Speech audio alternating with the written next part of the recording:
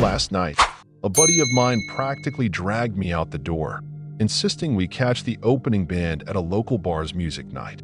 The place was alive with chatter and clinking glasses, and after a few drinks, I felt a sudden pang of panic when I reached into my pocket. My phone was gone. I scoured the table where we'd been sitting, the sticky surface littered with empty bottles. I checked the bar counter, the dimly lit bathrooms with their flickering lights, but no luck. Borrowing my friend's phone, I dialed my number, my heart thudding. After 2 faint rings, someone picked up. A low, guttural chuckle rasped through the line, chilling me to the bone, before the call abruptly ended. I tried again, over and over, but the phone just rang into silence.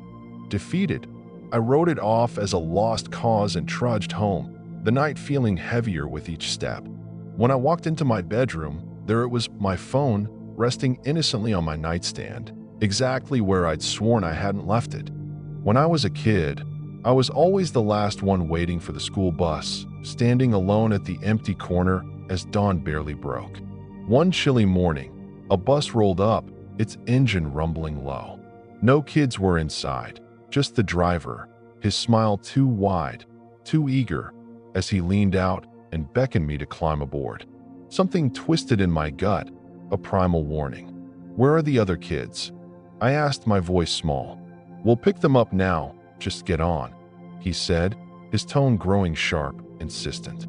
He pressed harder, his words edged with impatience, but I kept shaking my head, refusing. Finally, he shrugged, the smile never leaving his face, and drove off into the gray morning. Minutes later, the real bus arrived, packed with familiar faces. I didn't think much of it until I mentioned it to my parents that night. Their faces paled, and I watched them scramble to make hushed phone calls, their voices tight with worry.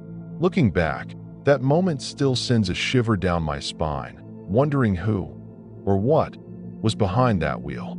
I was wrapping up a late shift at work, just 15 minutes from clocking out, when a deafening crash shattered the silence. One of the office's front windows lay in pieces, a jagged hole where a hefty rock had been hurled through. This was bizarre.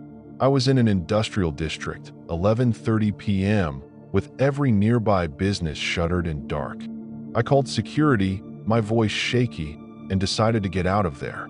As I left the building, my imagination ran wild, conjuring images of someone lurking in the shadows.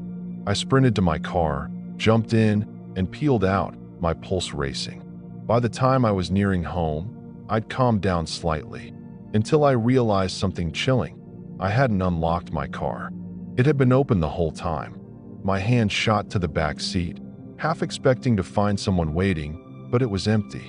About half an hour later, I called a friend who was out drinking and decided to join him. I hopped on my bike, pedaling through the quiet night, the moonlight casting long shadows on the road. Then I heard it, the creak of another bike behind me. I moved to the side, expecting them to pass quickly, but they didn't. The rider pulled up beside me, slow and deliberate, and shot me a grin that was nothing short of unhinged, his eyes glinting with something wrong. I flinched, my stomach dropping, and then I noticed the bike. It was my mom's, one I'd recognize anywhere. He rode off, leaving me frozen. I pedaled home as fast as I could, my heart pounding. Sure enough, my mom's bike was gone from our garage, and one of my car's back doors, the one I hadn't touched, was wide open. I worked the graveyard shift at a campground, midnight to 8 a.m., alone in a tiny 8x8 shack surrounded by endless darkness. It wasn't a bad gig. I'd bring my PS2, game through the quiet hours, and deal with the occasional camper. The guy training me, who was quitting, warned me about a payphone just outside the shack.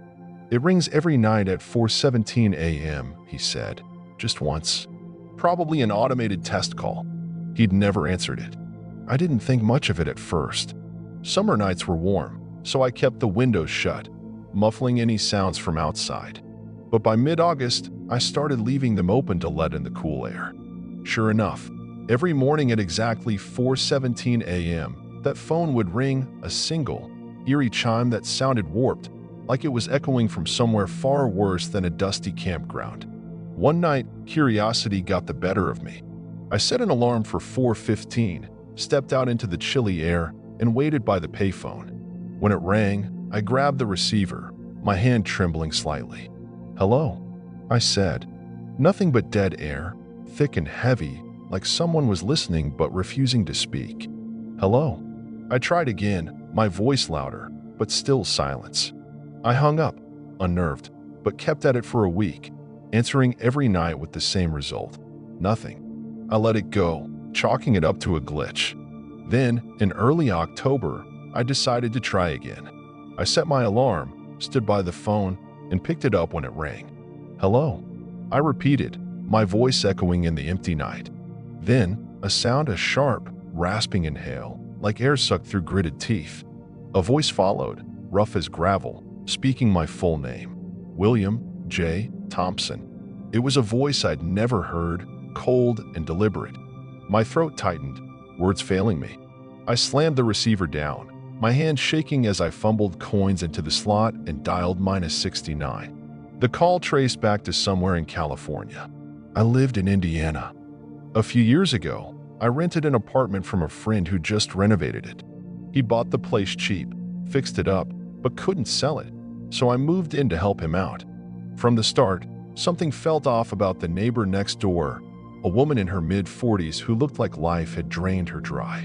Every night, her apartment blared Christian radio sermons, her voice cutting through the walls as she rambled loudly to someone or something. It got so bad I couldn't sleep, the noise clawing at my sanity. One night, I mustered the courage to knock on her door and ask her to quiet down. When she cracked it open, I caught a glimpse inside.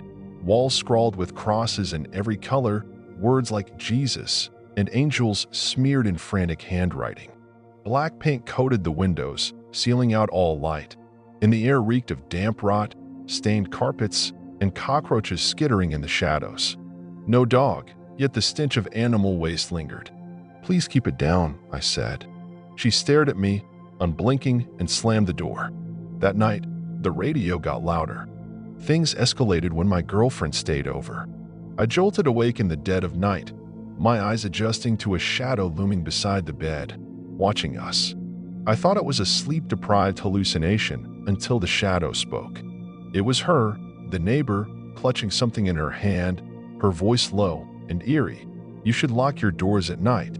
She turned and slipped out, leaving my heart hammering. The next morning, I heard her muttering outside my window, her words a garbled chant. She stood there, gripping a plastic bag that stank of decay, a rotting dog carcass inside. The summer heat made the smell unbearable, and fear gripped me. She was unhinged. I confided in another neighbor, who was equally terrified. He told me she'd broken into his place too, hiding behind his couch with a power drill while he watched TV with his kids. That's when I realized what she'd been holding that night. I called the police, who knew her well, a violent schizophrenic, off her meds, untouchable as long as she stayed in her own apartment. They could only act if she stepped outside. For 2 sleepless days, I waited, watching her door. At 2 a.m., when she shuffled out to the 7-Eleven across the street, I dialed the cops. 3 cars and a van screeched up in minutes. They restrained her, bundled her into the van, and vanished into the night. It was like she'd never existed, but the image of her standing over me as I slept still haunts my dreams.